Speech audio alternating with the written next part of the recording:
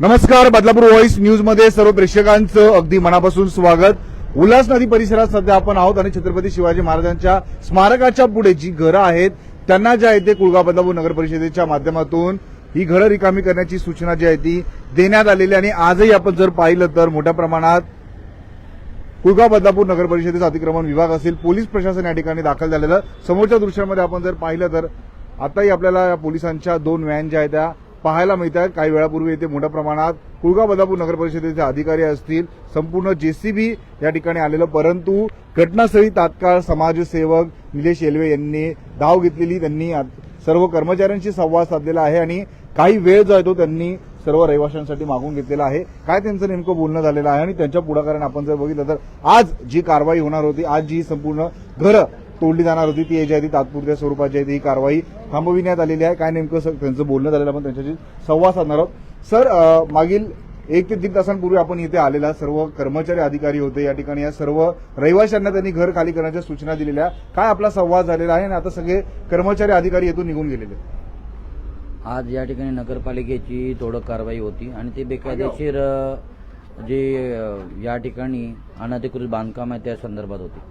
आता ही जी जागा आहे पर्टिक्युलरली छत्रपती शिवाजी महाराजांचं बदलापूर पश्चिम या ठिकाणी जी पुतळा आहे त्याच्या पाठीमागची जागा आहे आणि या ठिकाणी गार्डनचं रिझर्वेशन आहे.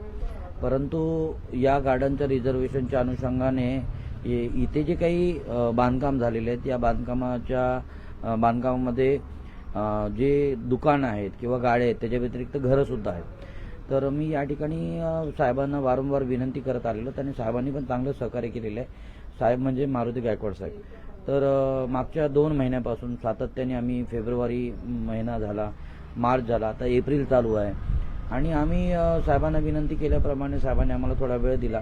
या अनुषंगाने आम्ही हायकोर्टात सुद्धा गेलो, सुप्रीम कोर्टात सुद्धा गेलो.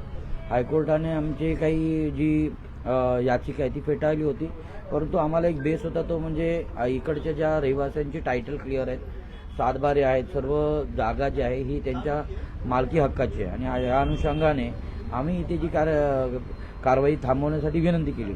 मग सुप्रीम कोर्टमध्ये गेल्यानंतर सुप्रीम कोर्टाने आम्हाला असे तिथे आदेशित केलेले आहे की तुम्ही सिव्हिल कोर्टात जा आणि सिव्हिल कोर्टामध्ये जर तुमचं काम बनत नसेल तर तुम्ही या अनुषंगाने आमच्याकडे या. निश्चितच या ठिकाणी बांधकाम परवाना नाही आहे. बांधकाम परवाना नसला तरी पण या ठिकाणी घरांना या ठिकाणी टॅक्स लावला जातोय. त्याच्या व्यतिरिक्त तिथे लाईट, पाणी सर्व सुविधा आहेत.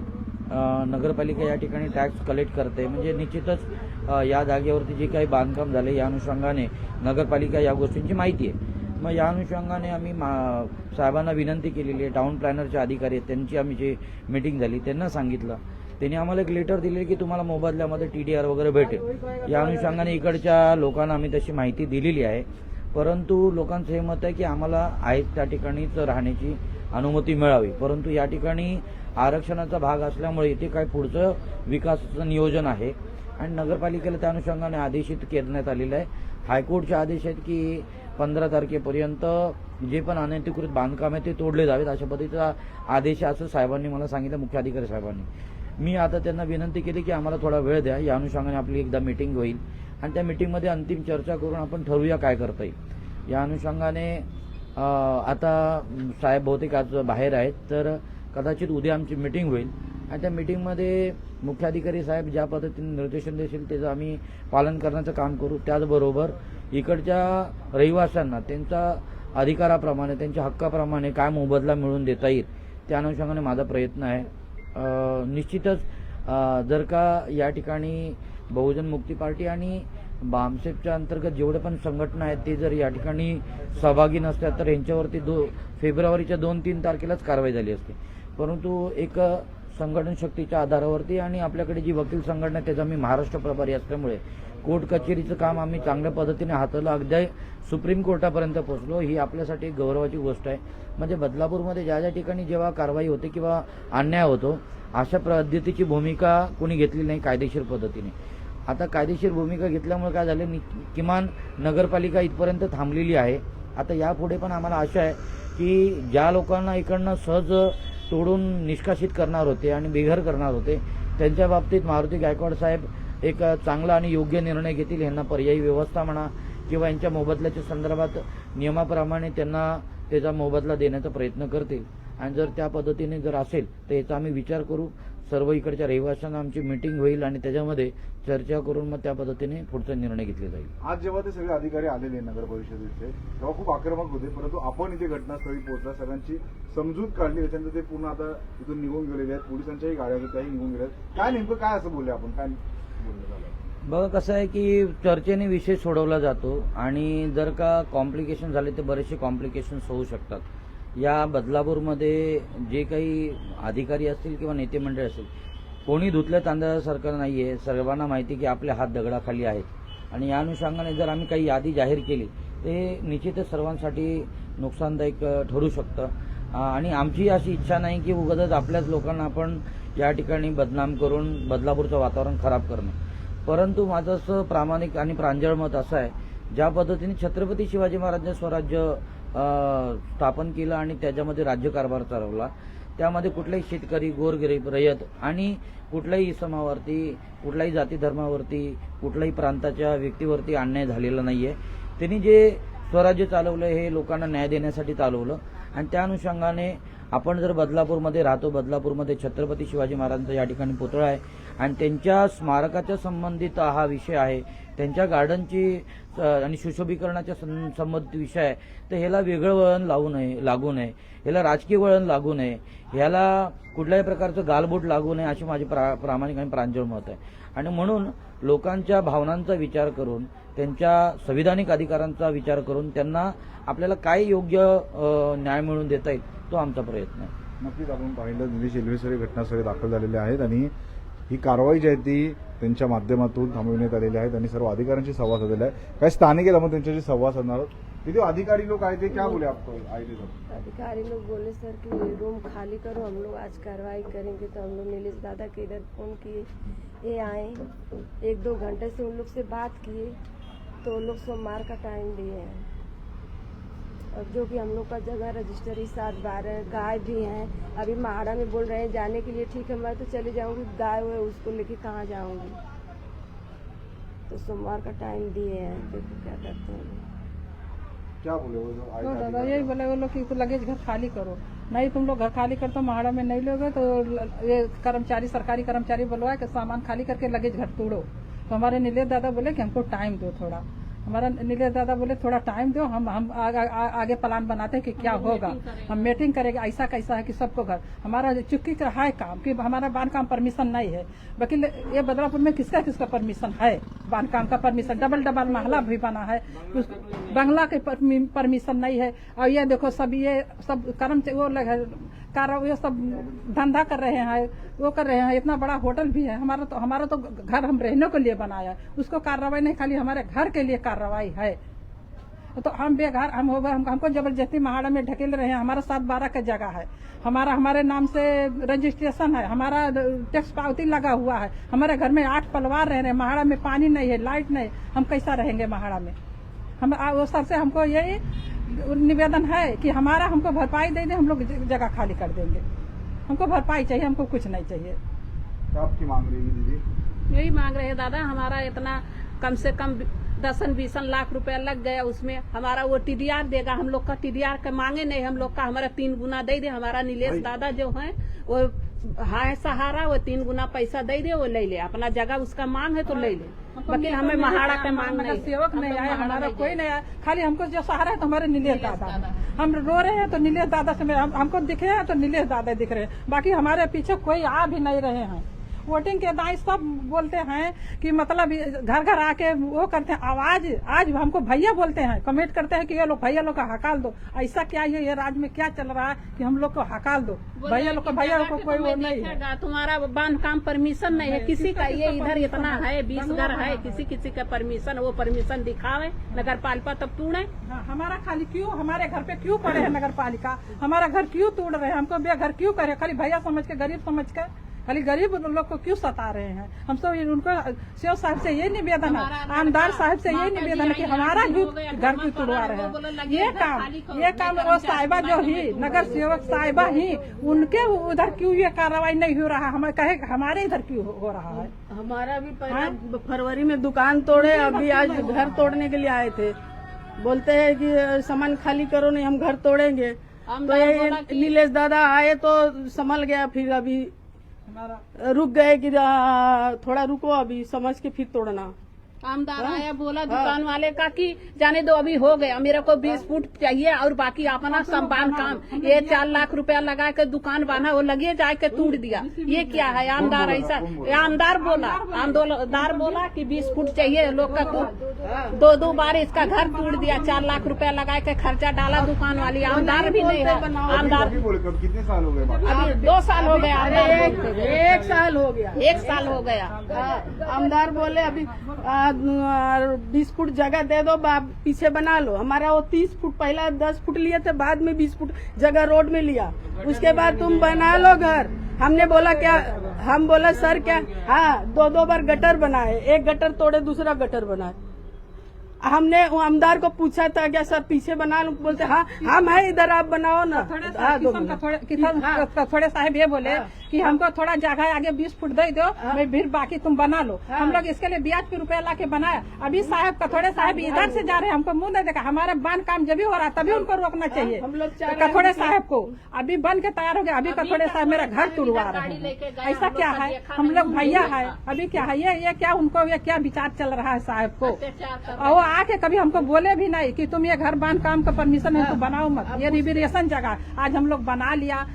ठेला भाजी बेच रही हूँ, ठेला पे भाजी बेच रहे। मेरा आदमी वो कुदार चला रहा है, खेती कर रहा है। हम लोग के दलाली मकारी का पैसा हमारा नहीं है। हम सब साहब से यही निवेदन है कि हमारा मेहनत का पैसा है। हम लोग घर बांधा कैसा भी करके बांध के हमारा परिवार 8 परिवार उसमें रहे। हम लोग बांध काम किया तभी उनका आना चाहिए कि ये हमारा जगह है, हम ये बनाएगा, गार्डन बनाएगा, नहीं अपन जहाज बनाएगा, इधर तू लोग मत बानो। अभी हमारा 10 लाख रुपया खर्चा करके क्यों ऐसा अत्याचार कर रहे हैं? थोड़े बोले है कि आप इतना जगह दे दो रोड बनाने के लिए 20 फुट 22 फुट बोले, तो हमारे इधर के लोग बोले कि नहीं सर 20 फुट ले लो, हम लोग इधर धंधा करेंगे, ऐसा बोले। फिर बांध काम कर लो। हम बोले, हमने उनको पूछा कि सर डबल बना सकते हैं क्या माला? बोले हम है न बनाओ, आप लोग को कोई तकलीफ नहीं। हाँ डबल किशन कथोरे नहीं बोला था। भरपाई नहीं दिया सर, बोला डबल बना सकते हो। एक बार गटर बनाया, क्या फिर सिंगल दूसरी बार गटर बना है बनाया। वो भी तोड़ रहे हैं। अभी डबल ऐसा बनाने का नहीं क्या, अभी सिंगल ही जो बना है वो भी तोड़े, वो भी तोड़ो। जो पीछे बनाने को बोले वो भी सब तोड़ के लेके जा रहे हैं। बोलो बोलते हैं, तुम सामान नहीं खाली करोगे तो हम वो सरकारी कर्मचारी लोग को बुला के सामान खाली करवा के लगे जीसीबी। ये क्या उनको निर्णय है कि हमारा गरीब का घर तोड़ के लगे? बोलते सामान नहीं निकालोगे तो मैं जीसीबी घुमा देगा, तुम खाली। ऐसा ये देखो साहब, उनका नाम नहीं है, वो साहब ऐसे ही बोला कि सामान खाली करो, नहीं खाली करते तो मैं जीसीबी लगवा देगा। ये क्या है? तुरंत खाली करो, तुरंत निकलो, हम तोड़ेंगे। तुमको अभी से नोटिस दिया है, तुम लोग खाली नहीं कर रहे हो। तुम लोग खाली करके जाओ, किधर भी जाओ, कहाँ जाओ बताओ? बच्चे लेके कहाँ जाओ, किधर जाओ? हम घर बनाए तभी उनको बोलना मांगता था ये बात। काही वर्षांपूर्वी सर जागा घेतलेली म्हणतात आमदार किशन कथोरेंचं नाव आहे, सगळ्या स्थानिक महिला घेतात, काय नेमकं सगळे प्रकरण? यांनी जी आम्हाला प्राथमिक माहिती दिली त्यानुसार यांची जागा पुढपर्यंत होती आणि या स्थानिक रहिवाशांना या ठिकाणी आश्वासन देण्यात आलं की आम्हाला रोडसाठी जागा द्या आणि त्यानंतर तुम्हाला काढताना. असं एकदा नाही 2 वेळा झालेलं आहे. एकदा 10 फूट घेतले, एकदा 20 फूट घेतले. आता साहजिकच ते लोक माननीय किशन कथोरे साहेबांचं नाव घेते तर साहजिकच त्यांचा चर्चा झाली असेल आणि म्हणूनच घेते, कारण एवढं मीडियावरती डायरेक्ट त्यांचं नाव घेणं कुणाला शक्य नाही. परंतु ज्या अर्थी त्यांना आश्वासन दिलं असेल म्हणून घेतलं असेल. आता मला हे म्हणायचं की कथोरे साहेबांकडचे आमदार आहेत, त्यांनी या गोष्टींचा निश्चित विचार केला पाहिजे की रहिवाशांना या ठिकाणी जर का यांची वोटिंग चालतात मग ऐन वेळेला जेव्हा त्यांना अडचण होते तर त्यांना भैया म्हणून का हिणवलं जातं. मी इकडे या ठिकाणी तुम्हाला एक महत्त्वपूर्ण माहिती देऊ इच्छितो की छत्रपती संभाजी महाराज जे आहेत त्यांना भोजपुरी भाषा पण येत होती. म्हणजे ज्या शिवाजी महाराजांनी या महाराष्ट्रामध्ये राज्यकारभार चालवला त्यांनी कधी भेदभाव केला नाही प्रांत, जाती, धर्माच्या आधारावर. मग या ठिकाणी शिवाजी महाराजांचं स्मारक बनतंय, इथे एवढा मोठा पुतळा बांधला, त्या महामानवांचा या ठिकाणी पुतळा असताना त्यांच्या नावावरती हे जे काही राजकारण आणि हे गलिच्छ जे राजकारण चाललेलं आहे मला असं वाटतं हे थांबलं पाहिजे. आता माझ्या माहितीप्रमाणे इथे जवळजवळ 22 करोडचे प्रोजेक्ट आलेलं आहे. हा 22 करोडचे जे प्रोजेक्ट आहे हे पैसे जे आहेत हे या स्मारकाच्या आणि इतर रोडच्या कन्स्ट्रक्शनसाठी वापरले जाणार आहेत. मग अशा परिस्थितीमध्ये निश्चितच आपण विचार केला पाहिजे की शिवाजी महाराजांचं नाव आहे आणि मग त्यांच्या नावावरती इथे स्मारक बनवताना आपण गोरगरिबांवरती अन्याय करणं कितपत योग्य आहे.